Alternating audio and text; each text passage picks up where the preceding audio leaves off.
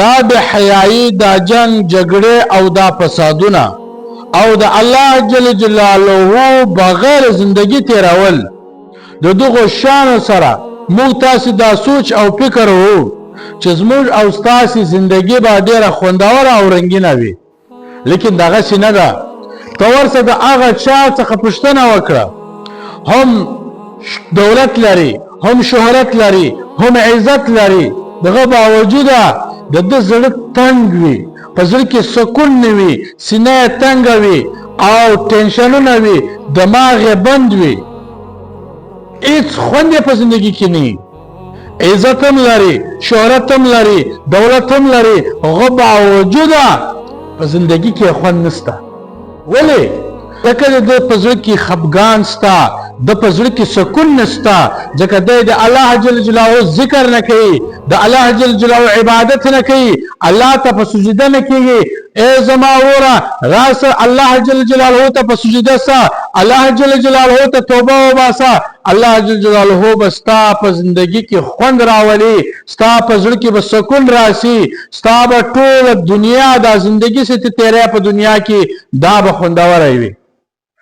نه زما عزتمند ورونو مسلمانانو، د الله جل جلاله د پاره دنیا خپکا، ځکه دنیا ته نه پیدا کړي، الله جل جلاله پیدا کړي. خود دنیا د پاره الله مخفکوا، کدی الله جل جلاله در څخه ناراضه سو یا د الله جل جلاله ته خپکای، نو د دنیا به ټول به خوند در باندې تیری، په زړه کې به سکون نه، ټینشن به وي، دماغ به بند وي. کچېری د الله جل جلاله رضا دی وکړه، یعنی الله دې راضي کوي، ستا به زندگی ډېر په خوند تیریږي، په زړه کې به سکون نه، ټینشن به نه وي. داسې کسان ستا تاسو به خپل لیدلی وي، دولت لري، شهرت لري، عزت لري، یو مرتبه لري، یو شنو کری وي، خو بیا هم د په جسم کې سکون نه وي، د بیا هم په دا زندگی کې داسې وي، داسې بې خونده زندگی تیروي چې پوښتنه ځینې وکړي چې کاکا څنګه یې؟ د به خامخا یو ټینشن به لري، خامخا به د په زړه کې بې سکوني وي. دا د دې وجې چې موږ تاسې د الله عبادت ته شاور ګرځولې ده. نو زما عزتمند ورونو،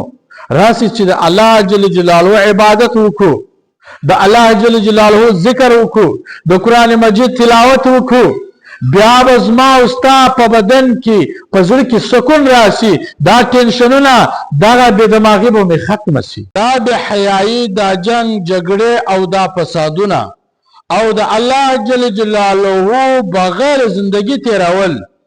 د دغه شان سره موږ تاسو دا سوچ او فکر وو چې زموږ او تاسو زندگی به ډیره خوندور او رنگینه وي، لیکن دغه څه نه ده. تورسه د هغه چا څخه پوښتنه وکړه، هم دولت لري، هم